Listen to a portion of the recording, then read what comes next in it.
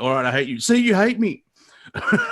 So it's, but it is. You have to have a sense of comedy, even if it's dark comedy or black comedy. I'm not being racist. It's so I'm interested to see what you will share with people, how to navigate all this. Well, nearly said chaos again, but that, yeah, you know what I'm trying to say. Yes.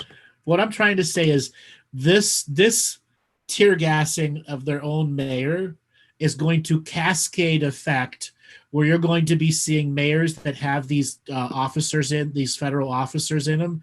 They're going to be issuing arrest orders to their own police departments.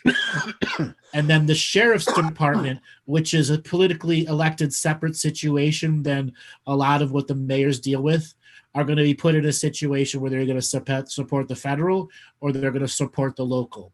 The majority of the sheriffs will support the local, but you're going to see a clear separation of sheriffs who are supporting federal or they're supporting local.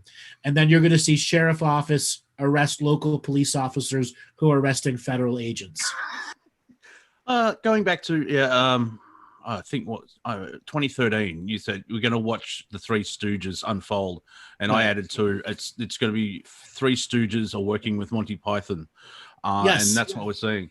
Interesting enough with the sheriffs. Now, my belief is there's 7,000 counties, and the sheriff is there's 3,500 counties in the United States.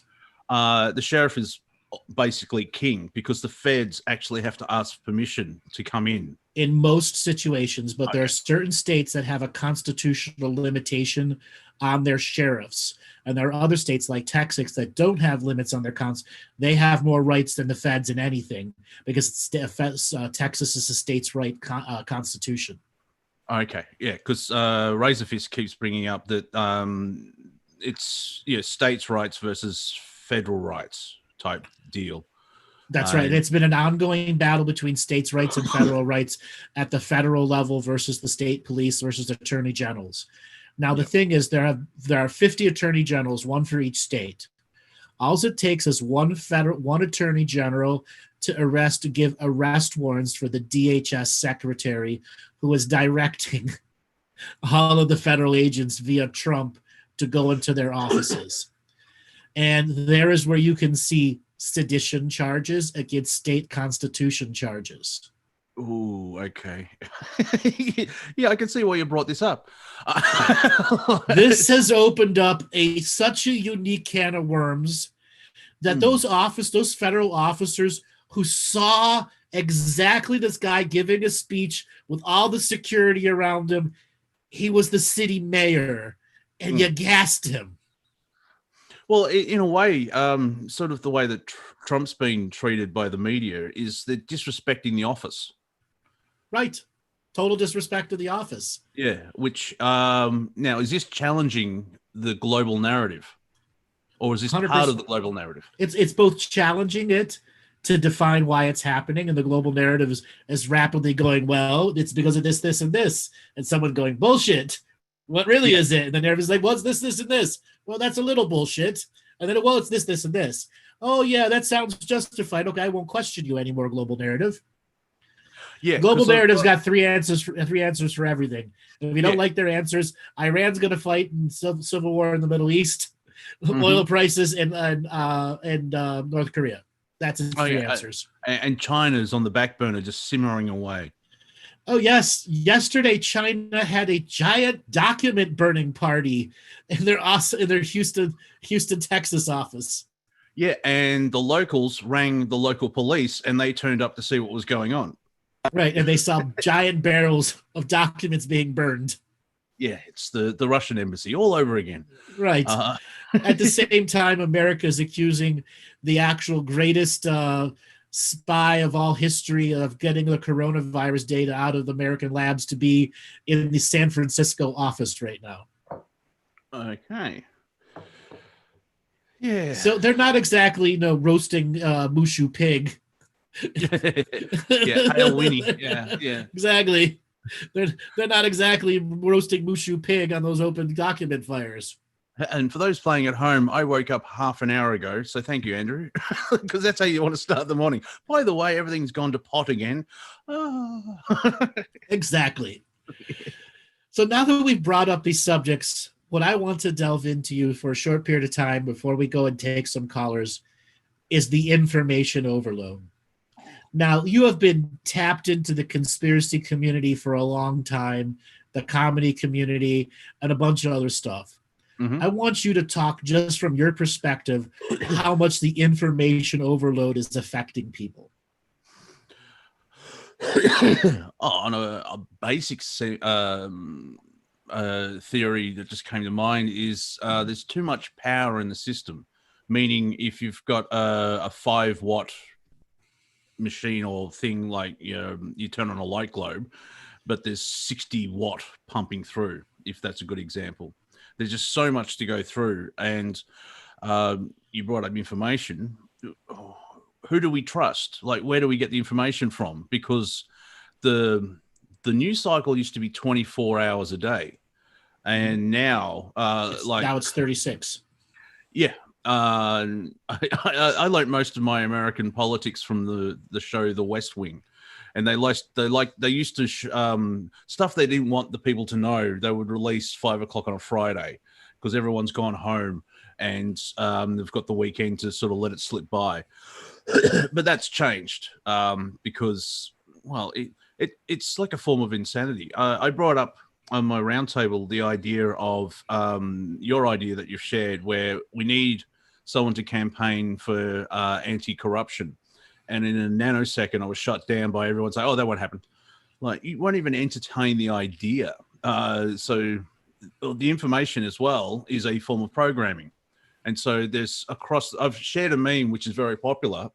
It's, I think it's the Revolutionary Army meeting the British Army during the first American Revolution, if I can go that far. And my Facebook timeline at this point, which is, why don't you wear masks, you unscientific heathens?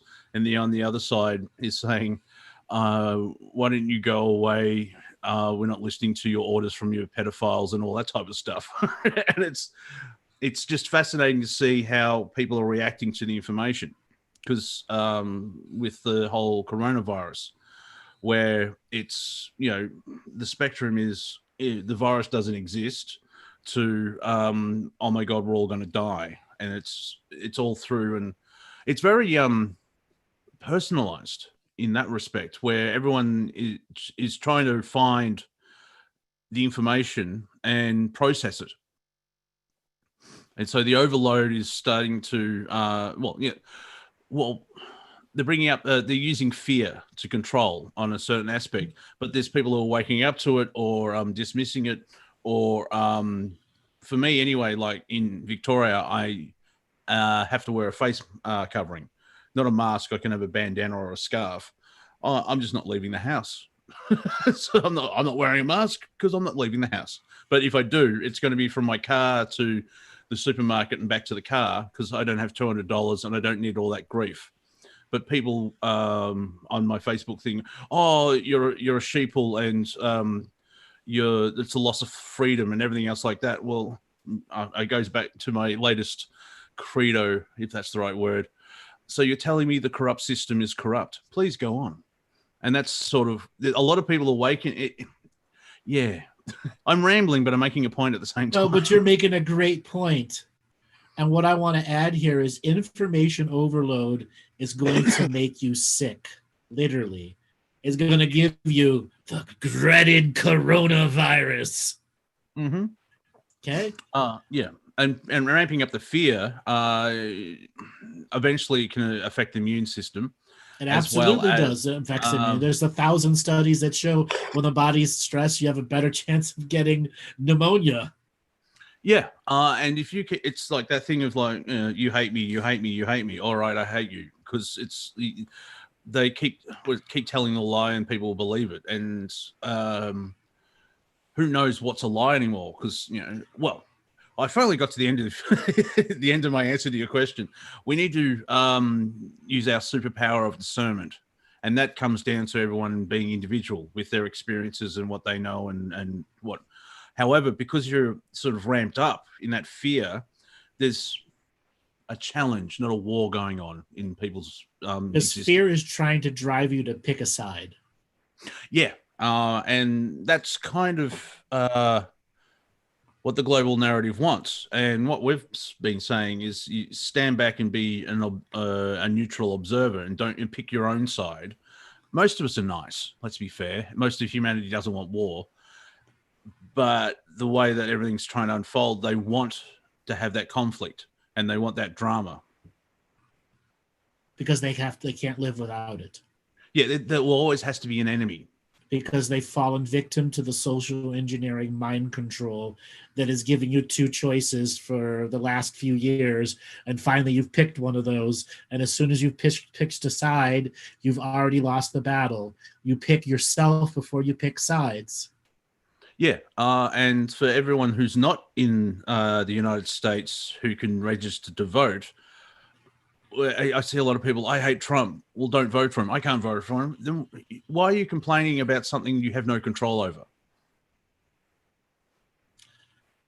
What do people really have control over? Oh, well, we are creative beings and we manifest our lives through the conscious and subconscious. Does your Facebook feed actually make a difference? Even with 1,000 likes? Well, if you say the wrong thing, it does, because you get shadow banned because the tech companies are free. But no, not really. No, it's shadow ban means no one's going to see it. Yeah. ban means you're done and anything else is irrelevant. Yep, there's Facebook jail. Like, you're suspended for 30 days. And oh, it was only a meme. I shared a meme. It was like, isn't it fantastic that we're fighting a multi-billion-dollar corporation propaganda machine using memes?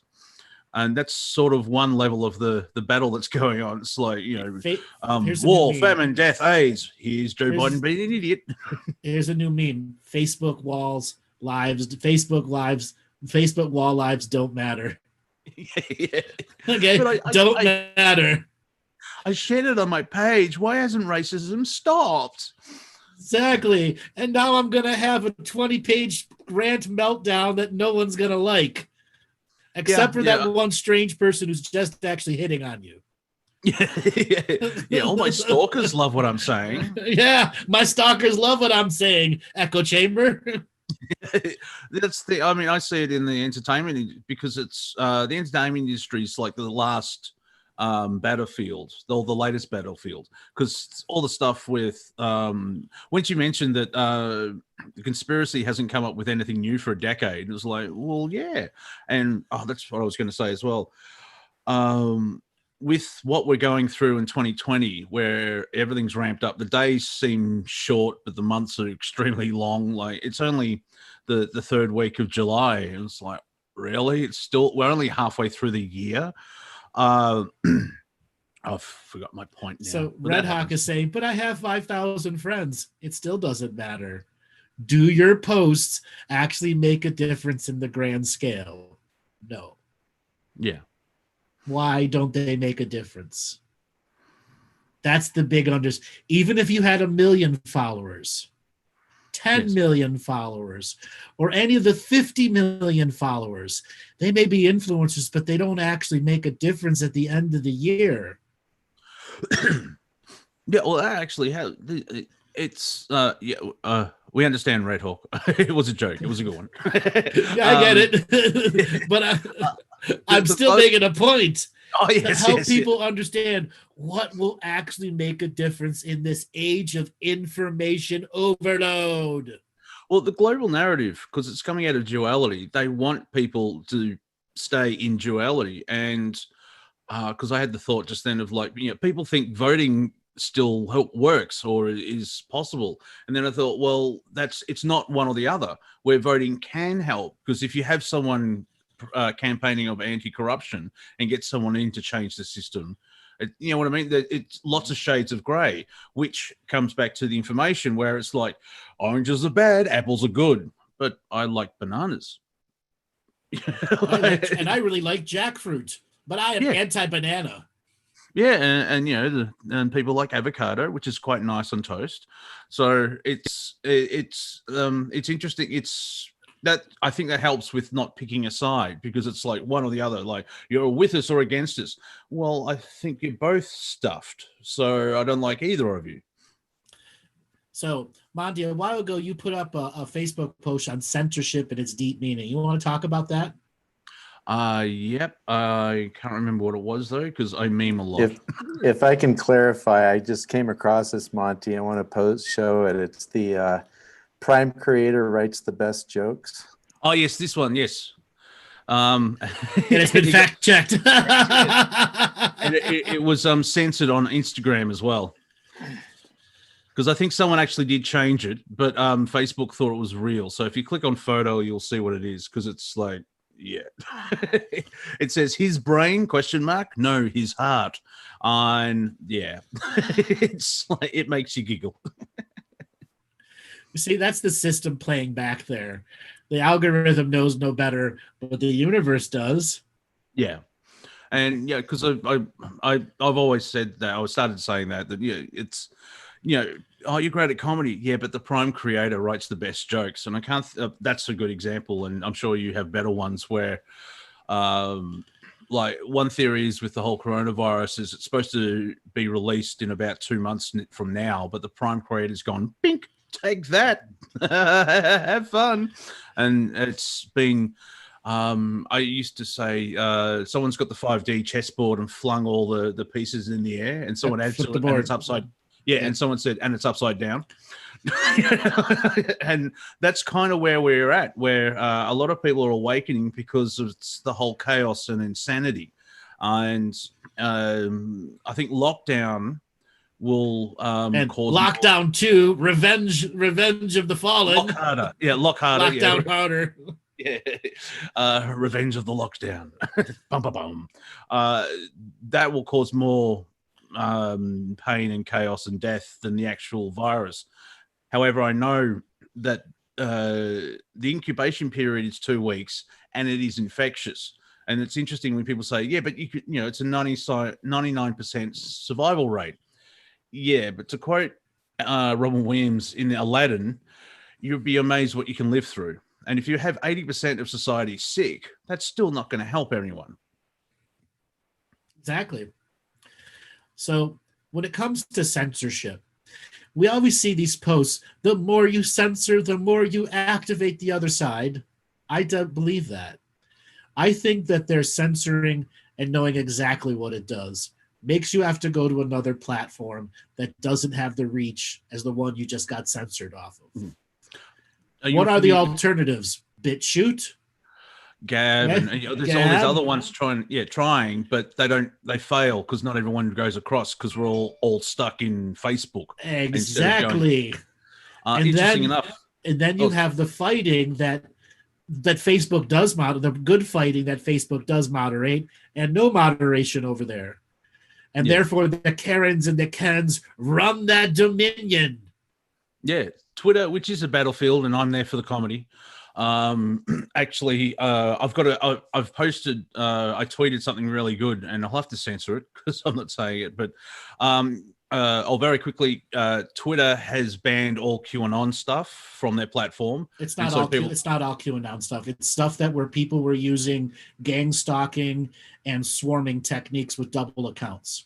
Oh, okay. Well, that's good. Because a lot of the Qers or the elderly have 3, 4, 5 Q accounts. It was one of the few places you could have shadow puppet accounts or full puppeteer accounts, and they've killed the shit out of the Q puppets, who are a bunch of Karens and Kens with their kids' email addresses.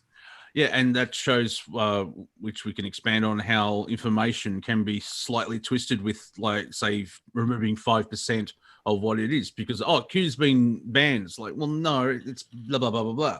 Right.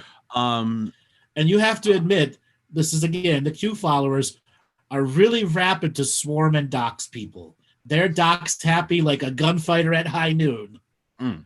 They're picking a side. They're picking a side, and it's like, you know, Antifa, which is supposed to be anti-fascist, but they dress all in black, wear masks, and burn things down. That sounds kind of fascist to me. Yes, kind of fascist. And then you put some very aggressive boomers with doxing guns ready, and you've got all these swarm attacks going. Yeah. It's I thoroughly read the article on what Twitter was doing to the QAnons, and what it was doing was going after the people specifically with multiple accounts that were leading the brigade of swarm attacks on individual people. Yeah, when you say it that way, it makes sense, but it's twisted into, it's censorship and they're trying to get rid of people. It's like, well, now they are the ones that are causing the swarm attacks. Yeah. The thing is, if Twitter is being biased in who they allow, because some people get thrown off Twitter because they have the wrong groupthink, but you still see all this pedophilia stuff that is allowed to go through. And there are many Trump supporters that have figured out how to put their material up and not engage in swarm attacks. Who cares what the other person thinks? As a Q person, you're there to convince people and not act like a crazy. You convince them in the right way. So follow the plan, to watch the stuff, to go to the Q map, etc., etc., etc. Yeah. So that I trust the plan. Well, you have a plan that's good, but what is it?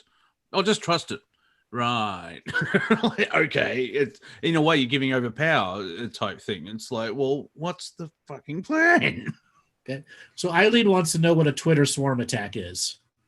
So let's say some right-wing conservative puts something out that the left doesn't like, and the left gathers a bunch of social justice warriors, and they swarm their account, and they make death threats, they all sorts of things, and then they try to shut the account down by denial of service attacks. But what the Q followers have done, they've added another layer where they expose the person's address, the office that they work at, the car that they drive, their license plate numbers, and this is called doxing. Now, the left and the right have been doxing each other on Twitter for a long time. Q has just figured out a very artistic way of swarm attacking people. Okay, yeah. It is gang stalking art, and which Twitter said no more of this art. Have you heard of the term swatting? Yes, where they send the SWAT teams to you're playing a video game and you're streaming, and then somebody says, "I was just watching a stream and he's threatening to kill himself or he's going to kill other people and he's got a gun," and then the SWAT shows up and takes you down in midstream. Yes, Qs have been swatting people too. Yeah, well, that's like I've been thinking about doing a routine about left and right. And for visually, it's like the extremists. If it's two wings, who's the brain of it? But the wings sort of taper in like a magnet, and they end up being in the extreme area where they're insane and they're detrimental to society. Because I don't say the left, because there are still good people in the left. It's the insane far left, which is bent around, where actual Nazis. And white supremacists, they all three of them in America do exist, but the left side of the extreme would say everybody's a Nazi and it's white supremacist, and it's what did I say in my show? Yeah, we've hit farce, and now we're going into super farce. Exactly. And to answer somebody's question, is that really swatting? Yeah, they call the SWAT agents on them. Yeah. SWAT team, bomb threats, everything. And this is one of the reasons Twitter is going after the worst offenders. And as I said, the Q people, they were artists at this. Yeah. That's why they got taken down. Yeah. Instead, it's not a traditional war where you as Bill Hicks. Oh hell no, it's not traditional. Yeah, that's why I said it was artistic what they were doing. Yeah. You gotta give those boomers credit. Yeah, you don't, and that's interesting about where we're at. Like in the spiritual war, we're not having two physical armies turn up on the same field and start shooting at each other.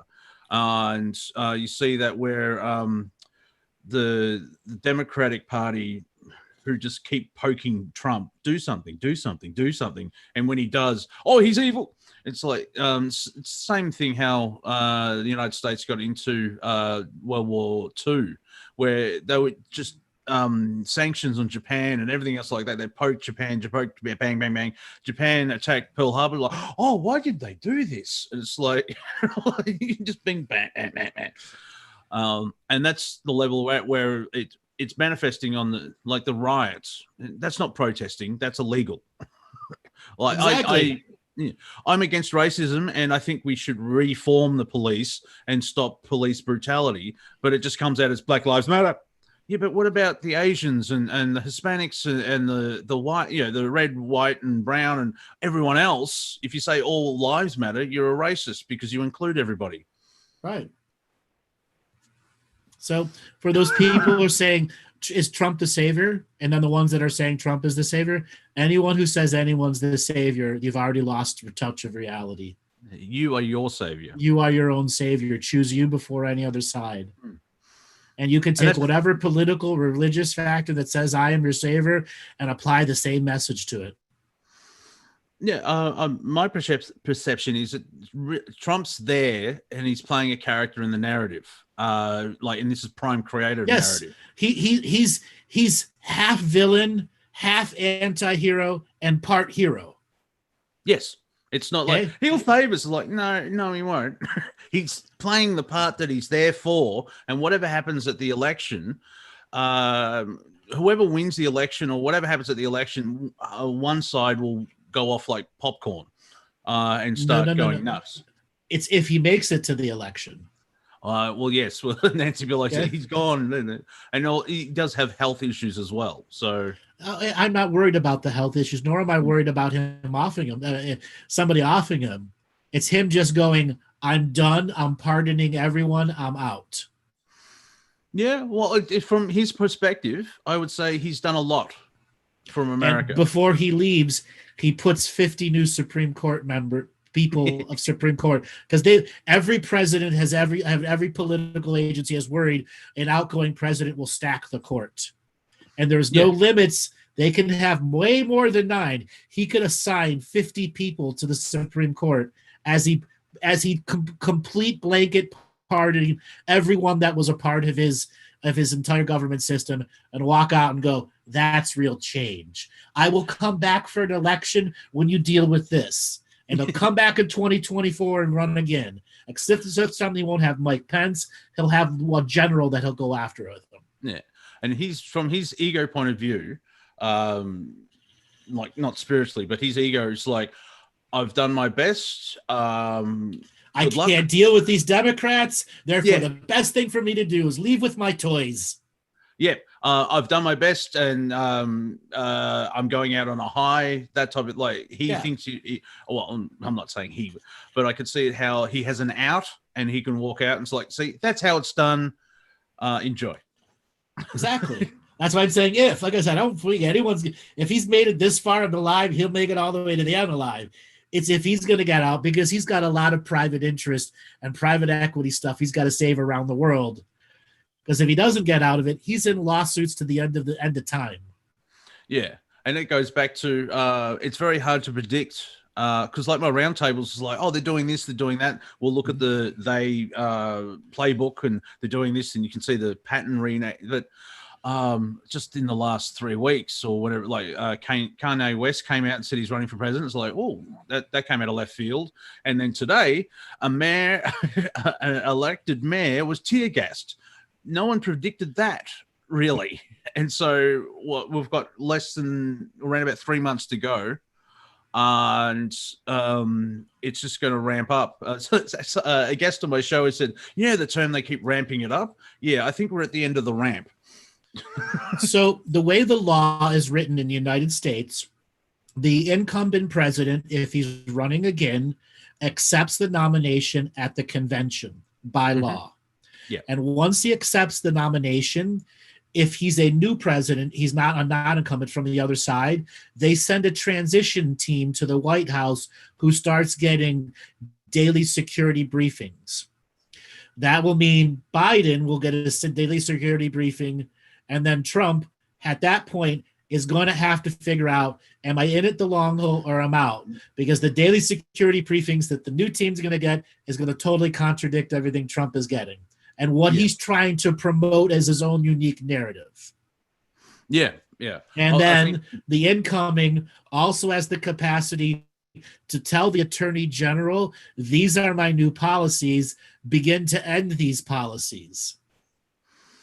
Yeah. Thank you, Sean, for reminding me. This is where 2020 is at. Britney Spears is talking about the third eye now on her Instagram. Great. Good for I know, her. Yeah, I know. It's like finally she's breaking the programming. Yes. She's going. It's like, Go. Wow. Good for her.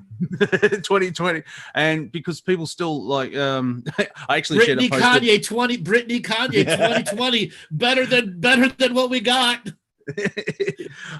Taylor Swift. I shared a post about her where it's like she made her career singing about the bad choices she has made with men, and she's endorsed Biden 2020. Maybe she likes to get sniffed. I don't know. Yeah, she's a sniffer. She's a sniffer. Yeah, exactly. And so it's for me, it's not the lesson, but it's reinforcing the idea is stay in the moment, because if you pick a side and you change your mind, which does happen, people can start looking at that as a sign of weakness and say, oh, you're a flip-flopper, you want this, you want that. People evolve and move forward. But if I sometimes if I bring up Q on my round table, I kind of get labeled, oh, you're a Qvian. It's like, no, I haven't picked one side. I'm just saying they've said this. And my perception of Q is it's fascinating to watch. Because if you've been in clown world, conspiracy world for over a decade, you've heard dates and this will happen and there's medical beds and everything else. It's like, yeah, I'm sure there is at the end of the game, but time is in flux, and you've got the global narrative unfolding, as well as you've got black hats versus white hats, on a basic level. The white hats don't announce what they're going to do to the black hats. You don't see in World War II, the French underground's like, hello, messieurs, please stay away from this building on Thursday at 3:00. We're going to bomb it. That's not how you do a war. And so it's, and you've got all the ETs and aliens where it's like, oh, they've forsaken us and all that. It's like, no, because of free will, they're allowing us to fight our own battle type thing. And you only hear with conspiracy news only about the black hats, the white hats, the red hats, but you don't hear about the 20-gallon cowboy hats. You don't hear about the chappy hats, and they're all real too in our world. Yeah, it's you don't hear about the sombreros. Hey, senor, what are you doing in my box? Eh? Can you share the quote you shared with Laura Eisenhower and I think was it David, the first Light to Dark show, where you explained the very quickly the hierarchical structure of who's running the planets, where 13 families, but there's 3,000.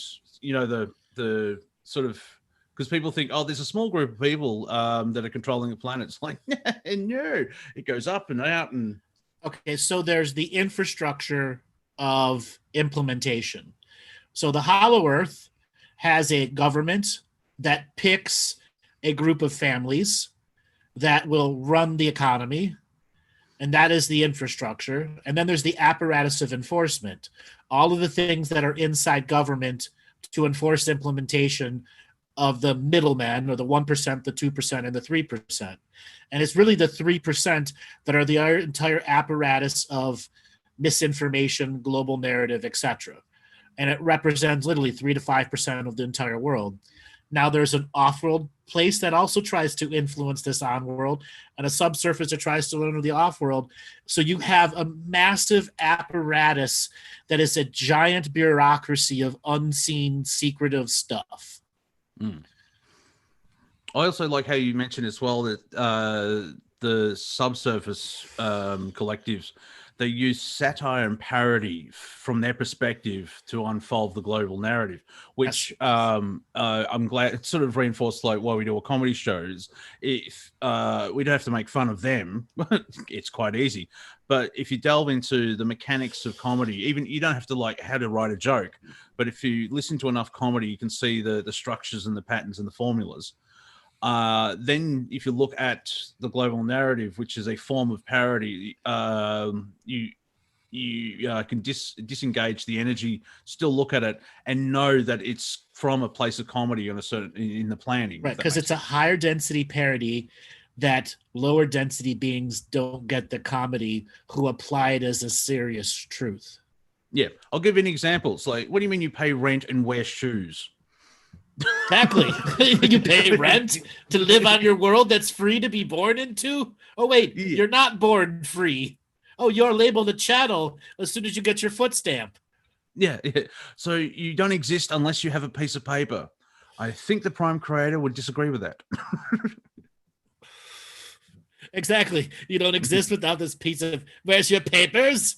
Yeah, okay. Peppers, yeah, and no disrespect to the German people or Deutschland, because you know you go to Germany, it's like, no, it's Deutschland. You're speaking the wrong. Yeah. Oh, did you see that Wales is going to try and sue the Italian government for 2,000 years ago of the the slavery from the Roman Empire? So who brought up this? The community of Wales finally has a representation with a law firm. Oh yes, yeah. Nicole Arbour did her. She has a law firm called SJ&W. That's like the law firm of Dewey, Cheatham, and Howe. How? Yeah. And if you don't know, that comes from the Three Stooges. That was an actual law firm in the show called Dewey, Cheatham, and Howe. Yes, yeah. There's some great 50s comedy, like the Warner Brothers cartoon, and it's fascinating to see where the PC cancer culture are trying to twist history. And it's very 1984, where Elmer Fudd, a hunter, is going to have his gun removed. So why is he why is he stalking Bugs Bunny then? Have you ever seen Deliverance? Yeah. Oh. Well, and also Bugs likes to put on the dress and the makeup. So yeah, that's why Deliverance. He just made things worse. Squeal like Porky. Squeal like Porky. Exactly. Squeal like I did with that pig. Like you did what that pig did.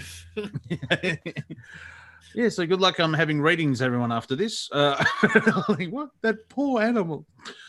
And that was Ned Beatty as well. So I wonder what the director got him to do that for. I was like, yeah, this is a great part. Have you seen what's happened on page 47? No, I'll just.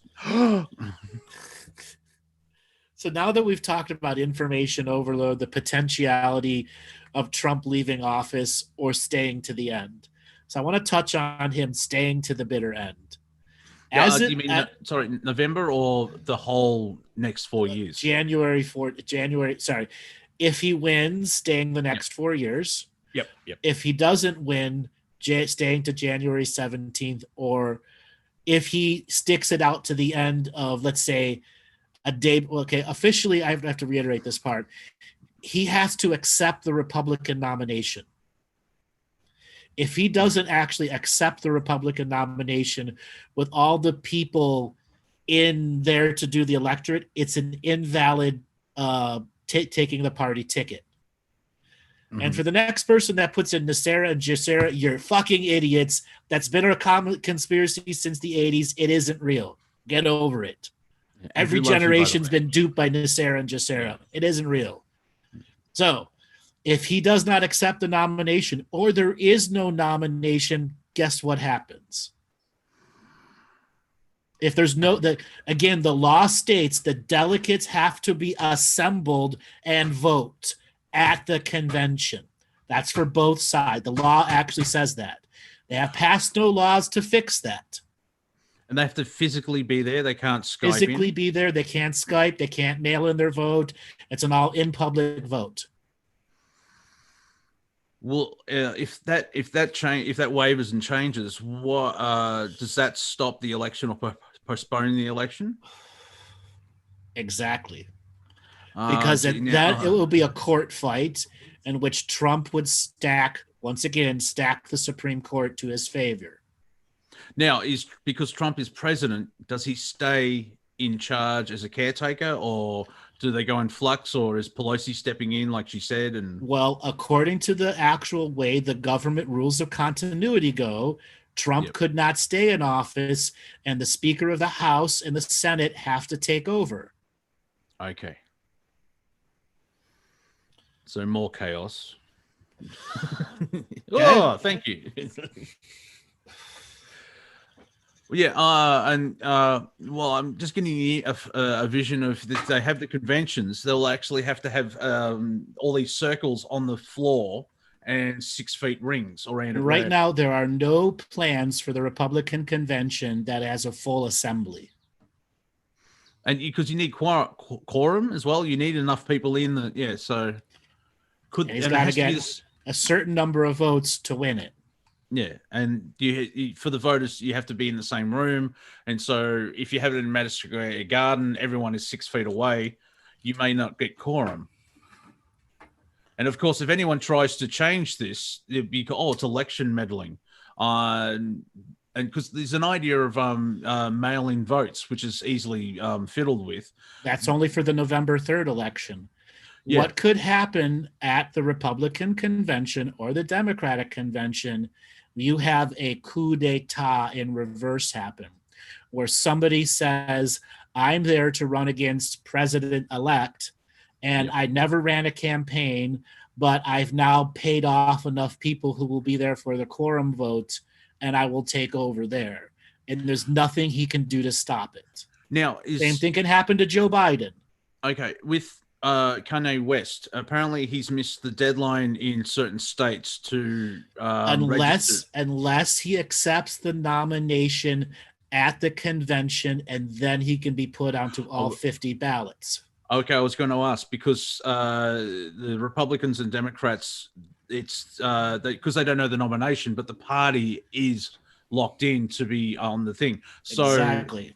We've just basically taken that 5D chessboard that's been flung into there upside down and thrown a hand grenade into it, because you've just said anyone can run for anyone can run at the convention. Those are the rules. On both sides. On both sides, correct. That's why there is no existing third party that has any legal rights to add anyone else. So whoever's going to run is going to show up at the convention, if there are even conventions. Yeah. When are the conventions? Because they're soon. August, next month. Next month, yeah. And Trump was talking about splitting it to 2 different places. That's actually against the law. It's all one place. Yeah. How big? I wonder how big of a place they would actually have to do. Like, say, half Western Texas. No, they get about 2,800 or 3,800 delegates that show it, plus all the other press people. So about 5,800 people. A stadium could. Technically, a stadium would fit. A small basketball stadium could do it, yes. But once again, 5,000 people for 3 days in one place. Yeah, well, just call it a protest. Even with masks on, it wouldn't make a difference. No. Until they do a halftime show, that would be funny. Well, they do a halftime show actually at the conventions. They have somebody come in and give off a show. Are there not restrictions? Are there ways of, like, can they but can they adapt the convention? Like, do they have fail safes if things don't work out? Where there are some fail safes, but you have to understand what the convention does. It puts forth the policy of the party for the next 4 years. All the policy of the next 4 years is decided at the conventions too. All right, so you've just added a time marker in my timeline, because I was trying to get to the election. Let's just try and get to the conventions, because everything is it's not set in stone. We're on a whiteboard. The PC mob having Monday, August 24th to the 27th is the Republican convention. So it's a month. Yes, and the Democrats is August 17th to the 20th. So they're back to back. Well, as it's a one week and one the next week. Yeah. Okay. Now that is normally not happening. Normally the Democratic convention is in June and the Republicans in the end of August. Oh, okay. Normally, but because of coronavirus, they've all had to choose this August date, with still nothing in place on both sides. The Democratic first and then Republican. Does that matter who's in office? That's how they just do it? No, they're doing it this year this way, but normally every year it's, again, the Democrats do it in June and the Republicans do it in August. August. Yeah, because if there's a Democratic president, they wouldn't change it type thing. Right. So, fair enough. I know way too much about your country. What's going on? Yeah, you should be a citizen. Now, I want to talk about information overload, but they're not giving us anything about the conventions overload wise. It's been in and out of the news, but nothing compared to all the other stuff they fear pointing us about. Why? So I pose that to you and to everyone else that's out there in the chat room that has been listening to Monty and I going on for 48 minutes about information overload. Why aren't they talking about the convention? Critical thinking. They don't want people to, it's the analogy is if they, you know, free energy comes out, it's a crack in a dam and the whole narrative can collapse, as an example. And if you have the convention, people will start thinking about it and people will research it, like you've said, or investigate it. And it's like, well, hang on, how are they going to do this? And they, instead of trying to figure something out now, they probably want, the narrative wants people to have that surprise, and they can play funny buggers, as we say in Australia. It's just by, you know, 3 days before the convention. Oh, by the way, this. And so there's that distraction going on. And of course, there's multiple distractions because China's simmering away. But China seems to be the new enemy because they're doing it to themselves. They suck. That's Grand art of misdirection. Yes. I've watched Swordfish recently, the movie. I love that movie. I love that movie. Well, just if you explain the opening, it's like, wow, yeah, that's just the opening. What's the rest of the film like? But it's that bombard you with information and, you know, coronavirus. And then you're like, well, they're being shifty on numbers and blah, blah, blah, blah, blah. And they've created a problem as a distraction. And try and find, if no one's I mean hardly anyone is talking about the conventions, because obviously they think, oh, Biden's the pick, oh, Trump's the pick. Well, not legally, because the conventions haven't happened and they haven't they've been handed a piece of paper saying you're our guy or girl. It's a distraction. So I'm wondering what the chat thinks. Chat is a little confused. Both. Election, after all. They don't know. Massive distractions. The name of the movie is Swordfish. It stars John Travolta, Hugh Jackman, and Halle Berry. It came out around about 2000. Okay. So now I'm going to put my 27 cents worth. Ooh. So let's say at the Democratic convention, the majority of the Democrats realize Biden can win, but no matter what, he will have a lame duck presidency. And that any president, no matter who he is, unless you have a superstar, is going to be a lame duck following Trump. Yeah. The bar will be so high, nothing will get done in Congress, etc. Let's say, this is just me randomly saying that they pull out Elon Musk to run for president. Yeah, and this is also without who controls the Senate and the Congress as well. Correct. So whoever Elon would choose, but again, this is brokered conventions have happened many, many times before. Whoever the incumbent in doesn't have a choice. It's who the party elects, and the incumbent president gets to pick policy. But if he doesn't win that, he doesn't get to pick the policy. Who else famous? Replace it with somebody else that the majority of the world would get behind. As an example that won't happen, Ted Cruz. Right. Okay. JFK Jr. Comes from the dead. Yeah. Well, that's going to be that's another conversation of, I think, something Prime Creator-ish. Something's just going to come out of left field again and throw everything out of control. But it sort of disrupts what you're trying to say. Like if they do Michelle Obama as an example, or Oprah back in the day, if you have that level, you need name recognition.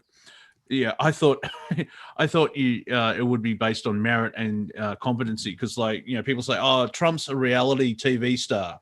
He's been running businesses. Now, obviously, he's had bankruptcies and everything else like that, but since government's very like a business, it's not a massive leap of faith of seeing him going into office, because he's got the name recognition, he's got the ego for it, and he would know sort of, he's probably not big in political, but he doesn't play that's sort of what got him in, because he was different from the political world. Not saying Exactly. that I follow him. Yeah. Exactly. Now, there's a variety of other people that we can replace Elian with somebody else that fits that bill so that there isn't a lame duck presidency. The same goes for the Republicans who are at a state right now, because let's say Trump doesn't get elected. What happens to the Republican Party? Well, what they're setting up is that every news interview after Trump doesn't get elected, we never really supported him. We were always their own independent people and pretend like Trump was never in office. They're already setting that up. This is why I'm saying there can be a brokered convention on both sides.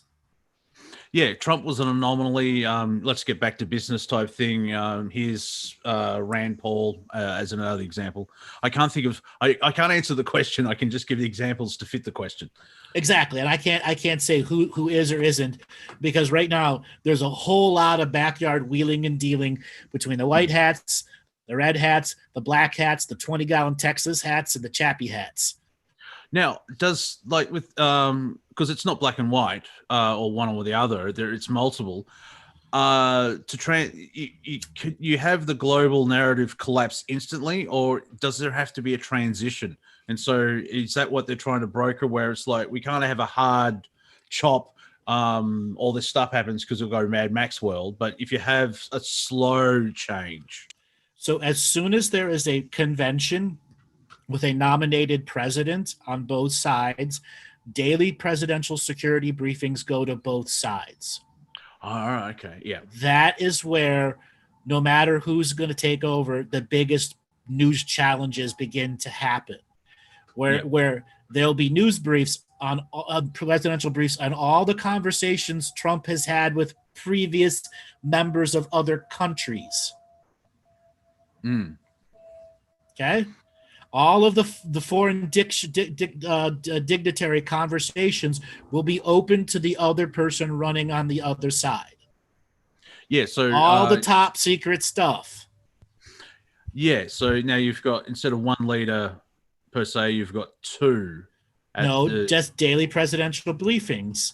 All right, yeah. Okay, so there's an election, and if they win the election, the daily presidential briefings begin, because a presidential transition staff starts at the convention. Okay, yeah, okay, yeah. So you have that lead up and the sharing of information, which then influences the three debates. Yes, because I could see that being fascinating, where Andrew buys an orange and then you get two different takes of like, well, that orange was diseased, but no, he's a good man. He needed that orange for his family. And it's like, it's still things like, all I did was buy an orange, go away. Yeah. And somebody's asking, who does the briefing? Well, if you believe Trump, he's cleared the deep state out of his office, right? And if you don't believe Trump, it's somebody else doing it. It's the military that does the daily presidential briefing on all the different parts of it. Yeah, all the alphabet agencies. Right. So daily presidential briefings will ultimately, the setup for that, the convention, and then the three debates. This is where, again, whoever's going, even if it's Biden, continue, because he'd start his presidential daily briefings, or whoever's there on both sides, because Trump can continue to run as an incumbent, even though he's not gotten the seat. He can run as an independent because he's already on all 50 states' ballots. Ooh. He did that already. So yeah. Trump was already prepared for a Republican coup d'etat against him at the convention. Okay, yeah. Oh, for chat, their guitar case is not violins. I'm not with the mafia. I would live somewhere better if I was.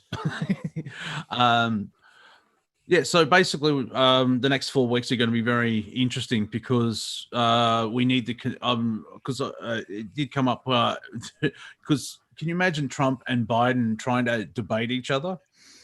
I think it would be a laugh. But I also think Trump, if Biden does it right, Biden can make Trump eat his shit. But at the same time, Trump has the capacity to go after the sniffing and the licking and win by comedy alone. Yeah, well, yeah. If Joe turns up, like he's physically there, but if he's they'll coke his ass up to be there. What are you talking about? Well, his high beams will be on. Yeah, I like. Do you remember like the Democratic debates? His eye was bleeding on the inside. Yeah, too much coke. Yeah, too much meth, or whatever they were ramping him up with. Someone came up with the nickname for him, Cotton Eye Joe. Cotton Eye Joe, exactly. Yeah. And it's but I've had friends like, oh my god, Biden, like they would say something on social media about Trump. It's like, well, what about Biden? Do not bring up Biden to me. It's the people are seeing that the whole system is just completely shit. It is. It's totally 100% corrupt, and that's what's going to be on show here. It's going to be. Is it going to be behind the scenes, or is it going to be in front of the scenes? Is that part of the awakening from the global narrative? Yes, absolutely. It is. It is. Yeah. Because how long will humans just like, it's not humans. How long will corporate world accept this form of instability? Well, yeah, because humans don't matter in this vote. Oh no. I forgot it was profit versus humanity, and right. if someone's messing with the money, you mess with the dough, you got to go. And it's like we're trying to suck the life force and money out of humans, and if you keep arguing about shit, how? Yeah.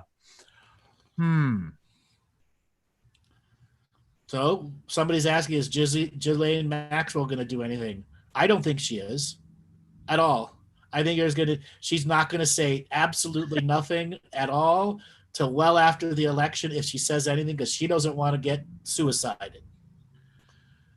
Yeah, it'd be so that's sort of like in my timeline, apart from the equinoxes and the solstice, is the get to the election and the fallout for that, because that could even happen for 2 months, just investigations going to courts. So we may not know who's president till inauguration. No, November 3rd is the election, and by law it has to be confirmed by November 7th. Oh, okay, that's a good thing. So even if it's not a true one, somebody by November 7th will be elected via what? The electorate or the Senate and the Congress. Okay, yeah. Well, it's just going to push further like this system shit. That is actually what elects the president. Your vote doesn't mean anything. Yeah. The electoral college is what determines it. So even if somebody wins by a landslide of 20 million votes, if the electoral college says it, that's the winner. Electoral college is already decided at the end of the convention who you're going to vote for, because you vote via the party.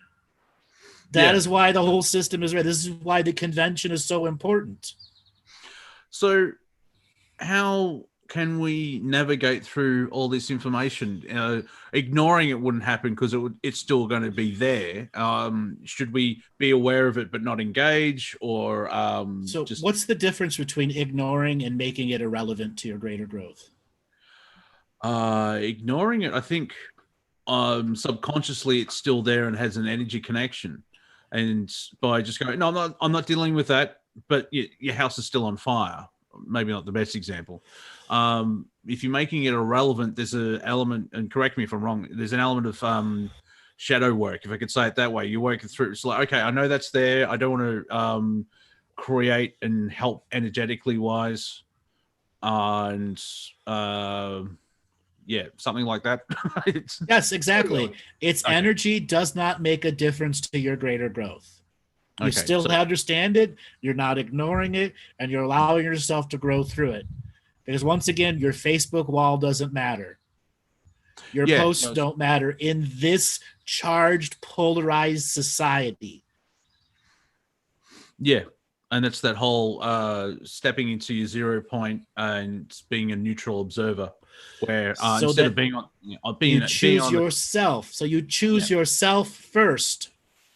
Yeah, you stay in your dream bubble, I say, because like here in Victoria, we're in lockdown, wearing masks, everything else like that. It's like, I look outside and nothing's burning down, and there's no tanks on the streets. I just hang out with my cat.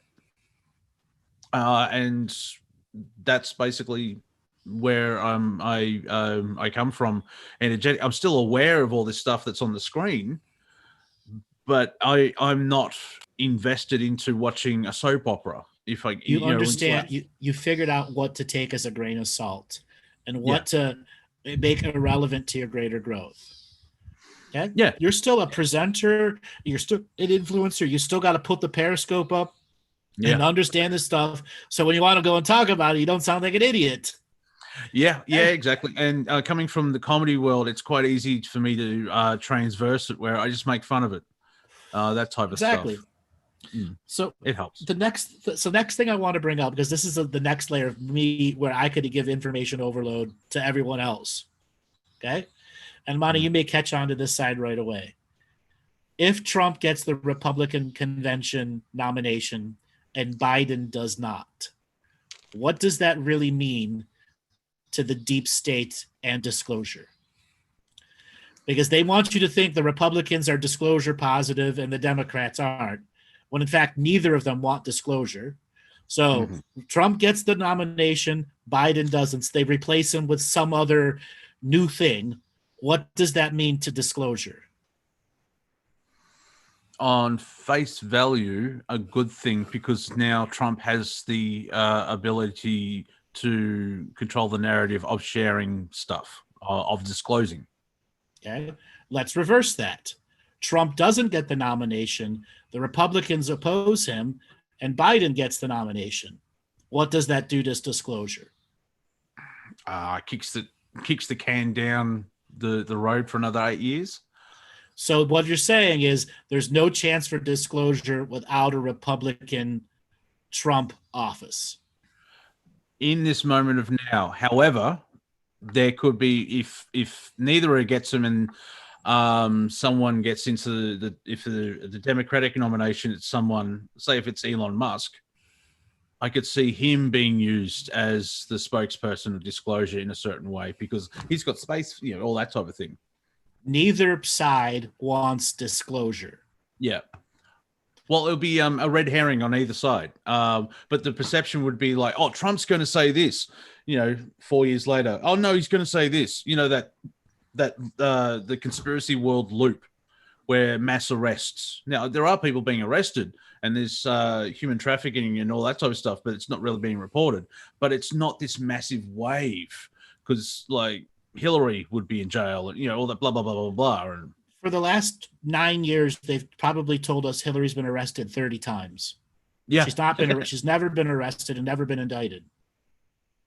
Humanity is the disclosure. Well, yeah, that's right. Yeah. This is what my point could be overload. Whatever happens, brokered or unbrokered convention, whatever side happens, it's going to piss us off. Yes. How we react to a brokered or unbrokered situation, because so many of us want disclosure. Neither side wants you to have disclosure, because they're all owned by the corporate kleptocracy. Yeah, and you mentioned if free energy came out as an example, it will ruin the financial structure. Ruin it completely. Yeah. Any technology that goes at the basis of free energy, free this, endless prosperity, ends capitalism, ends crony capitalism, ends kleptocratism, ends all the religious zealots.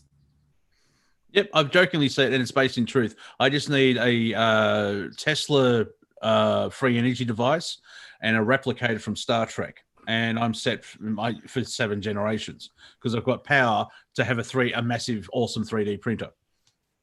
That can print you anything to make you alive for all of eternity. Yeah. Print a new body. Yep. Ooh, yeah. Yeah. We'll talk later.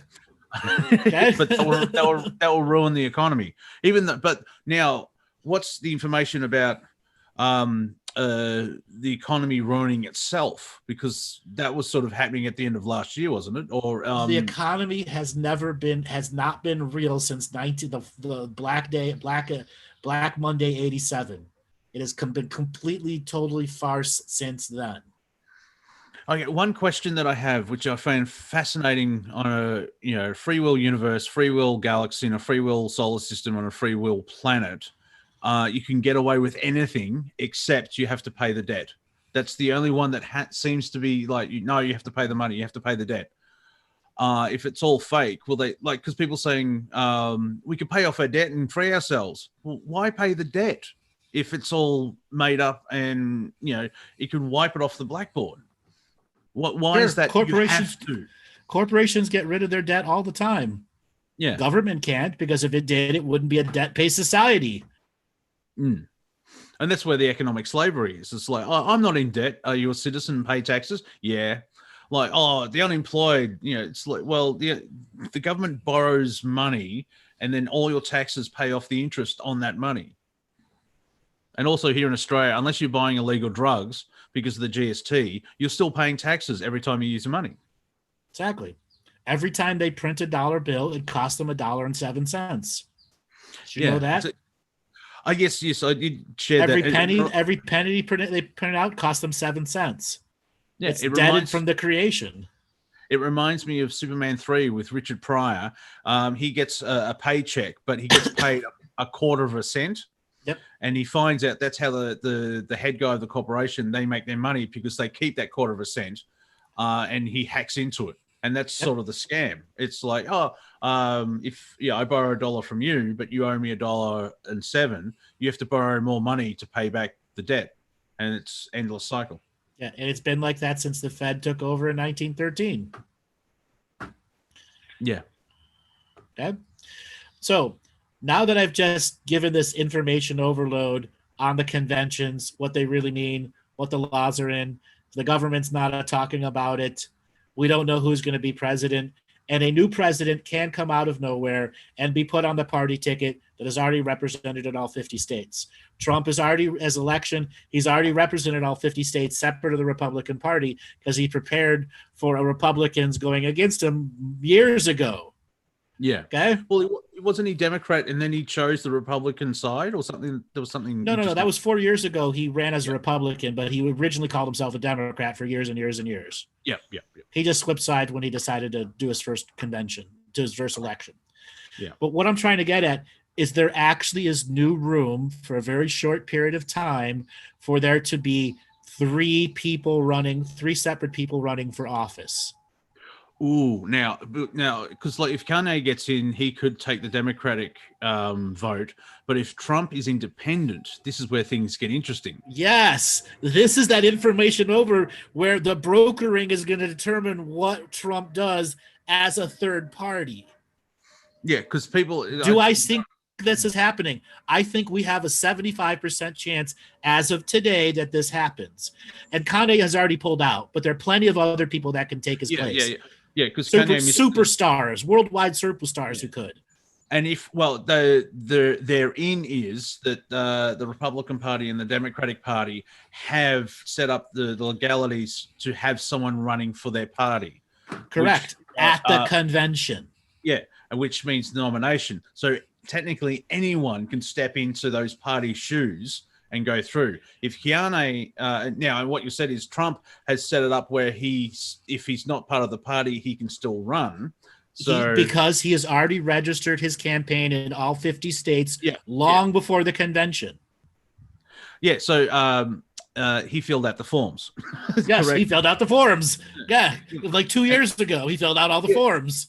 So unless Hillary, as an example, runs on the Democratic ticket, she can't come in and say, "I'm running for president." It's like, correct. You've only got two options: red or no. She can be a write-in vote. Anyone after the conventions, every voting thing has a space for a write-in vote. Every year, Mickey Mouse gets 2 or 3 million votes. Somebody this every year that happens, but a write-in candidate has never gotten like more than 2.5 million votes. Yeah. Could the write-in candidate happen? It would have to be one hell of a 2-month run for that to happen. But it'll be this is my view, is 75%. It'll be 3 people running post-convention. I could see a possibility. I'm not saying it will happen, but a possibility is after the election, there'll be a lot of legislation and changing of things. Because if we do have those 3, there'll be chaos. So either if they can expand it so it's easier for that to happen, or they'll rein it in so it can't happen type. You know what I mean? But remember what I said before. electoral votes are already decided at the convention. Yeah. Now, there are certain super delegates who can change their side, and this is what corporate America will buy, those votes. Mm. Mm-hmm. Okay? So yeah, the next 4 weeks are going to be very interesting because it'll be what will be shown in the mainstream about this. Because I think for it to work effectively, it'll probably just, oh my God, did you see? It'll be a surprise to the mainstream. It would be a surprise. It would be an absolute surprise, but a day before the convention, the hints would be given to the talking heads. Something is afoot about a brokered convention. Yeah. So yeah, they release that information at the right time for the most effectiveness. Right. And so what? 4 weeks of just dribble and stupidity. 4 weeks of exactly what they're saying today, yesterday. The next 4 weeks are going to be about that until the convention. The 3 to 5 days before the convention is when hints may come out. Hints. Yeah. Did you see the footage of Antifa in Portland?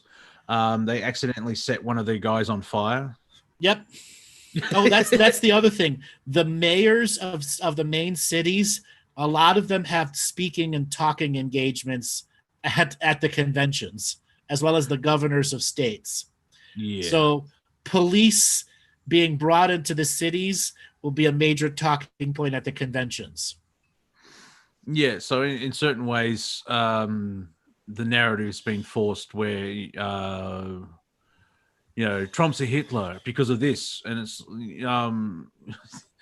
but this flip-flopping where it's like Chicago, we don't need federal thing, we're fine, and then there's a mass shooting for 17 people get killed. But Chicago's been a war zone for years, and it's that's one thing that Razorfist brought up. Have you noticed the gun control debate completely disappeared from the because of the riots? Yes, and gun sales have gone through the roof too. Exactly. Because it's like, well, if they're already going to allow this rioting to continue, I need to defend my family. Mm-hmm. And there's more to that. There's a lot more to that. Yeah. And once again, I want to state to the Nicera Jacera people, sorry, it has been around since the 80s. It's not real. If you don't believe me, actually do your research and look at some of the shit that's been around since the 1980s. It's regurgitated garbage over and over and over and over and over and over again. They all said the Vietnam dong would be redone. They all said that the Iraqi dinar would be redone. You know how many people got taken for millions and millions of dollars with all of that garbage? It is a psyop through and through. Nice idea, but it won't happen. Yeah. No, it's never. The same thing. Yeah, it's the same thing. Because it doesn't deal with the corruption of society. Yeah. It's the same thing with your birth certificate where people's like get pulled over by the police. I don't have to show you this, blah, blah, blah. It's like, yeah, that could work, but the policeman doesn't care. Unless 4 billion people stand up and say, we're getting rid of this, it's not going to happen. Now, try and get 4 people to do something. Okay? It's not going to happen. Yeah. Okay? Not going to happen. Because you have 4 million independent people who all think a different way. Yeah. Yeah, so this free will thing's quite fun. Oh, yeah. Makes for a very interesting Three Stooges Monty Python skit coming up. Yeah. Will you be getting to callers? Because I just turned up to learn stuff. I didn't realize I'll talk for an hour and a half. We're making a point here. Oh, okay. And I wanted this to be on record before the convention so that people have a chance to sink it in. You know, I do call-in shows all the time. You can wait till Tuesday's show and call in or the next call-in show. But right now, you and I are on a very unique role, putting some difficult truths out there about information overload, but also showing the undercurrents of what's about to come that is going to overload you even more. Okay. Well, I'm just going to quickly get some water then because I'm a bit parched. Okay. So real quick, if you are listening on Facebook, YouTube, Twitch, or Twitter and want to join the chat room where we answer questions from the chat, right here you can join the Zoom room. Robert's going to put up the information and all that information. So real quick, I'm going to answer a question from the chat. Is the pedo stuff fake? No, it's absolutely 100% true, and it's disgusting they haven't taken better care of it. But also, this pedophilia stuff has been around in our history long before the Roman times. The Romans made it an industry of slavery and sexual slavery. So it is real. Compared to the 1800s and the 1700s, the pedophilia rings we have today are minuscule compared to 200 years ago, even 150 years ago. But it is ingrained into the 1% and 2% culture of abuse. Okay? Will the pedo stuff come out? It won't come out any more than it's already come out. No matter how many people start Facebook posting it, it has the kibosh put on it. No attorney generals are going to do anything about it. And an attorney general puts out arrest warrants for those people. Nothing's going to happen with that situation. I have a question. Go ahead. Oh. Okay. Just thinking about with lockdown and the economy, and there's reports that Disney is in trouble financially. And how would that affect? Obviously, I'm answering. I love how the answer to your question is in the question. Will that affect corporate America with what they want to do with the election? Because if they're bleeding money and they want stability and still making profit, that will sort of motivate them to go a certain way. So Disney is maybe losing money, but it has $418 billion of cash reserves. It's not. It's fine. Disney's fine. It puts out the next Marvel movie, and it'll make half of that back. Yeah, or most of that back. Star Wars film, it'll be screwed. But yeah, I'm just hearing that from the entertainment side of my radar. So I guess what's happening with the economy would affect the corporation's viewpoint, because from a financial thing, they want to open up again and keep this money all flowing. And like, especially what you were talking about, last Tuesday's show about money, with the economy the way it is that causing detriment to the flow of currency and energy? What, the fake economy being run by the 12 largest banks and the 7 insurance companies that define how CDOs and CMOs and mortgage markets and all the frauds that's within it? They make money no matter what. They were 600% over leveraged when the stock market crashed in March. Then what did they do? They sold off all those fake zombie stocks, and now all their stocks are making record high profits, more than they've ever created before. All those companies are doing just fine. So, but the chattel aren't. So okay. The chattel aren't. The Robinhood day traders are getting taken out to the woodshed. Okay. But obviously they want to sort of not get back to the old normal. They want a normal. No. What they want is an ongoing government that still allows pay to play. Yeah. Okay. It still comes down to pay to play. Yeah, they still want to have control Right. from their point of view. Okay. Okay. Even with digital currency, it's still going to be pay to play. Here, did you hear about this?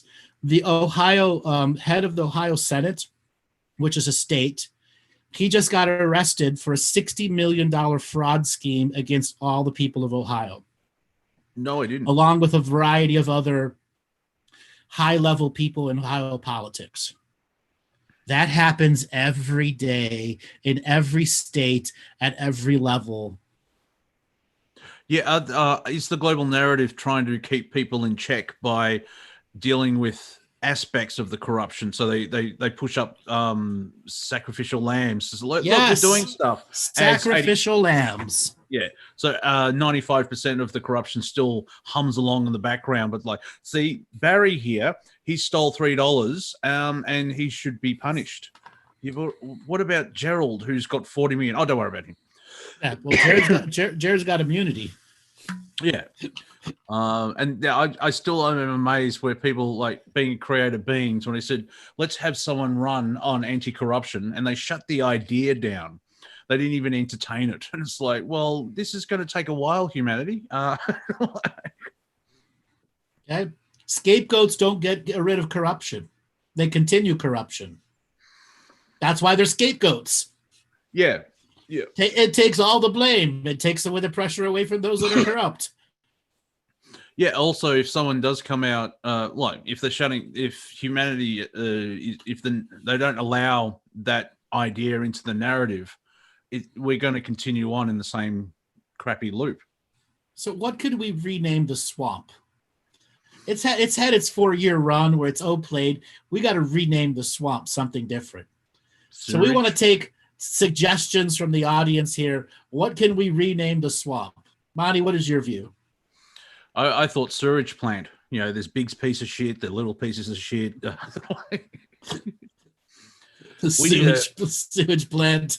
Yeah, we need to process all this crap and get back to the water. Quicksand, I like that one. Notice in the 70s, all the TV show, I thought quicksand would be more of a problem today because of all those shows in the 70s. But shit show, yeah. The shit show. What was the one I just saw? Compost heap. There you go. Yeah. But good things can grow from Satan's asshole. There you go. The dirty diaper. There we go. Well, yeah, they're all shitheads, so yeah. The shittiest show in town. That's good. Okay. Well, it's not really a prison planet. It's a prison farm planet. It's not even a prison. You got all your free will to choose within rules. Yeah. Do you like all the Antifa and stuff? We have to get rid of capitalism. Well, you're holding a Samsung or an iPhone. You're fine. Pretty much. See, I have my own things on these organizations that have been clearly hijacked by agent provocateurs. There's a lot of people in BLM who want peaceful protest, but they've been hijacked by the agent provocateurs, who are paid agents from both sides. Well, the running committee or whatever it is, their manifesto is like, what is wrong with you people? It's not about police brutality. It's about Marxism, and we want to get rid of the family and all this other crap. And because it's a view of change, they're getting people in where people are against police brutality and racism, which is kind of good. But as you said with the provocateur, it's been taken and twisted and moved a certain way. Because these protests on paper, look, all these people want to get rid of corruption. But the small group of people controlling those protests are corrupt. That's right. They're so corrupt that they're going to promote things like it's Marxists, they're taking it over. And the whole myth about the Marxist rebellions and all this other stuff, which is just garbage from the beginning. Yeah. I find it funny that there's a Karl Marx museum in England and you have to pay to get in. Yeah. Look at that. Pretty soon you're going to have to pay to join Black Lives Matter. Yeah. There's a membership fee. Yeah. That membership fee, exactly. And then somebody's going to take it to court going, you're racist against your members who you accept as your members. Oh, what irony. Yeah, and with this whole lockdown and, well, if it's a pandemic, there'll be more people dying, but that's a different thing. When the lawsuits start happening. Apparently this week, an 23-year-old legal student here in Australia is suing the Australian government because of her superannuation, like the 401ks and all that type of stuff, because of climate change. Exactly. I think Mike Tyson also said he was going to run for president too. Oh, that's what we needed, a lisp. Yeah. Exactly. Thank you for coming to my show. Exactly. Elon Musk and Mike Tyson. What a ticket. We need to be strong on a rant. Exactly. The separatists in China. That's it. Comedy. That's the thing about comedy is it's a way of dealing with all the chaos as well, and the controlling aspect of it is the global narrative doesn't like comedy, because if you make fun of certain things, it takes their power away. Like, we need to shoot a politician. No, just stand there and point and laugh. They hate that more. And we haven't had any politicians shot since the in the United States since the baseball game in Obama's second election. So it's been 2014 or 2013. Was that the baseball field, and it was a Republican or something like that? Republicans versus Democrats and their staffers, and versus the news agencies. The news people were also a part of it. And some Democrat with a gun came up and shot like 13 people. Okay.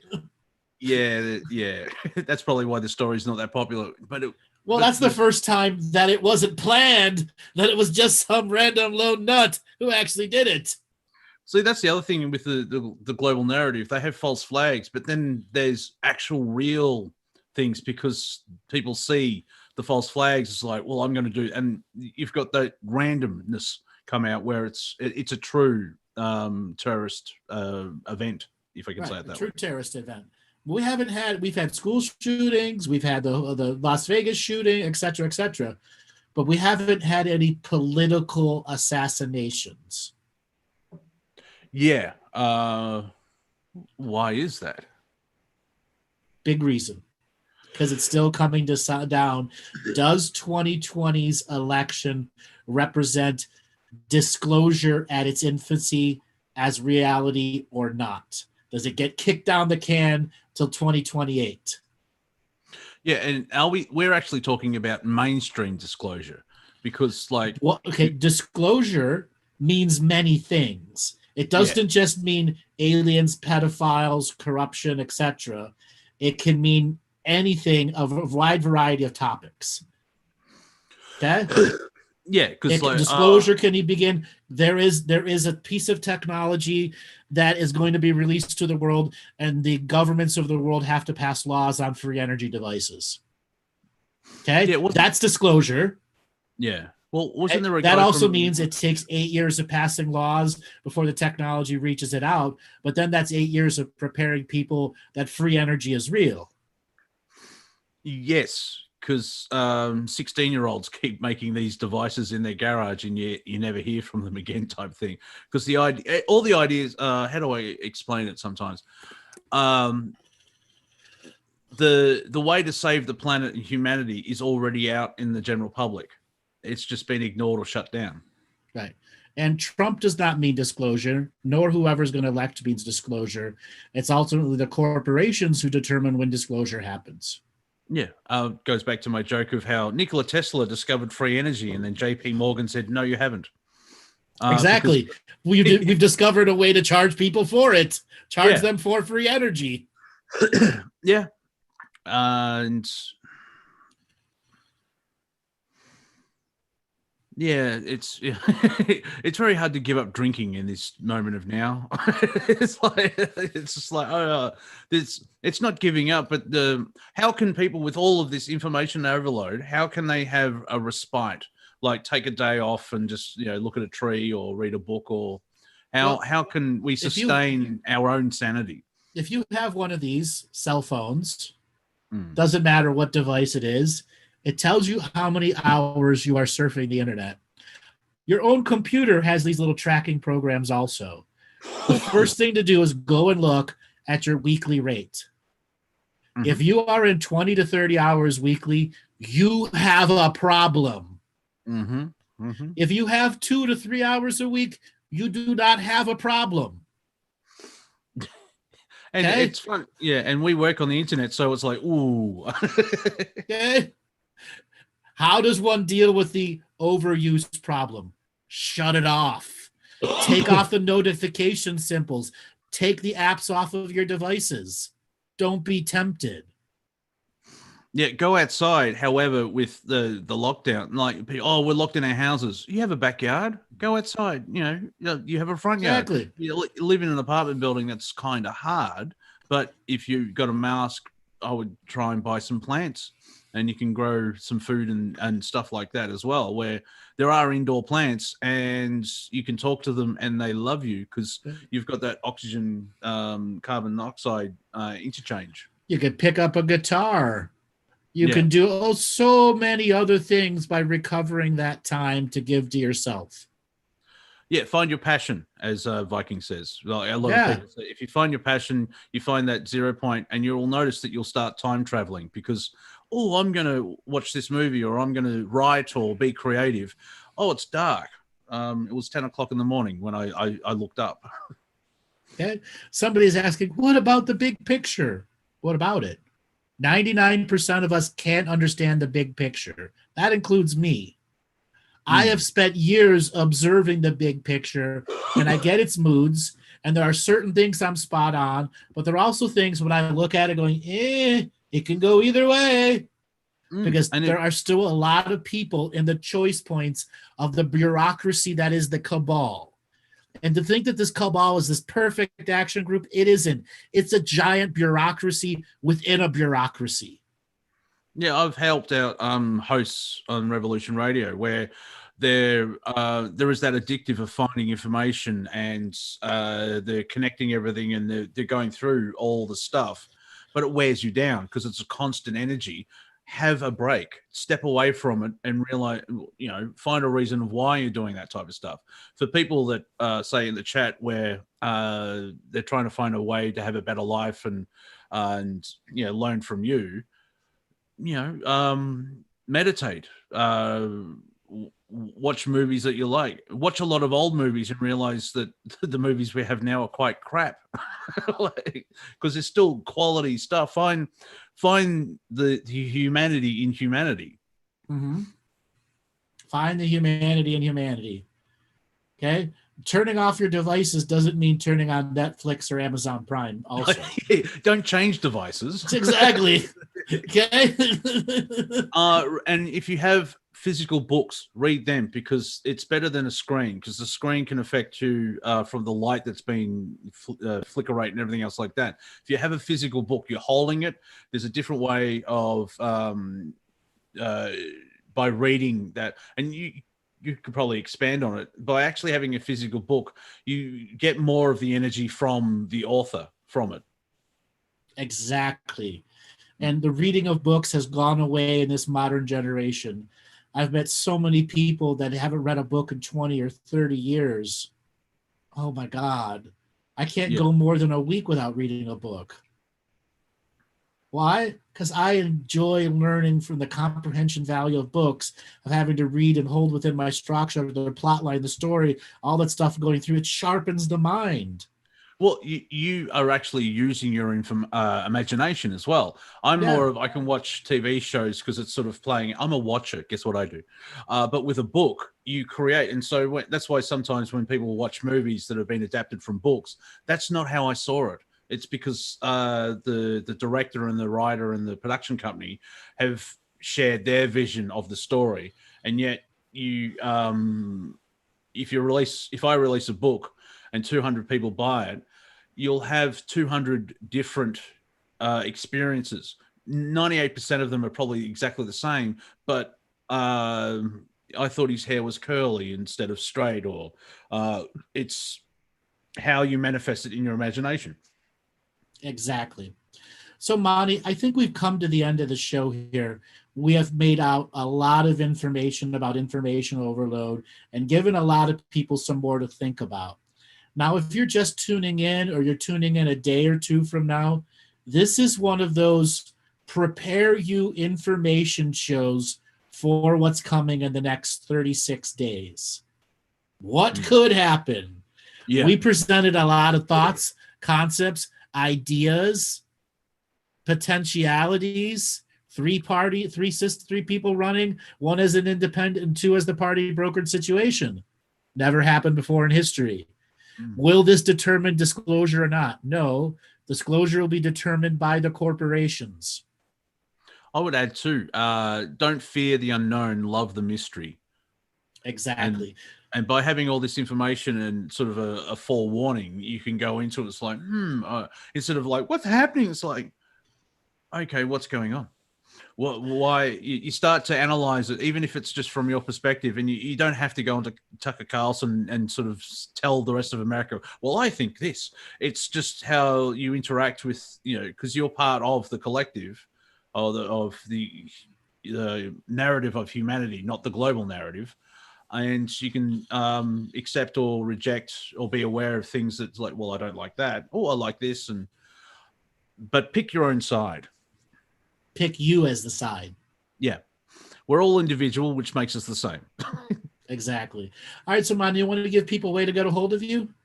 If you go onto the war zone that is Twitter, it is at Real Monty Dean. On Instagram, it's Monty.Dean. I mainly do memes just for a chuckle.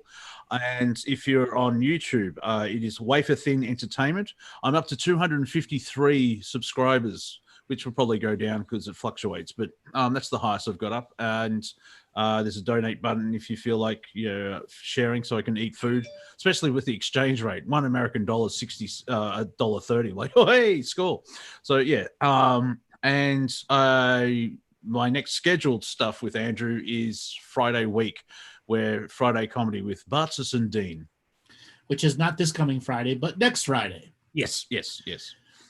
And everybody, you know who I'm at. We will be back on this coming Tuesday with an incredible show. We will be taking your calls then. But so far, this has been the preparation show. So all you information preppers out there, prepare your preparedness for prepared inaction.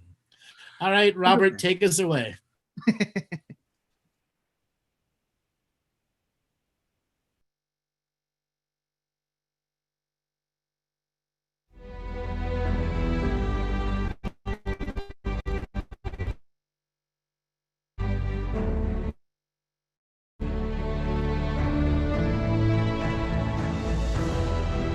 Each different bubble of reality is true.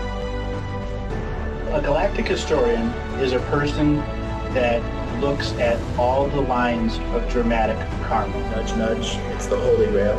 Improvise. Mysterious. It's counter psychic intelligence. Why is DNA farming of this star cluster so important? Because we do manifest our reality. We do create our reality.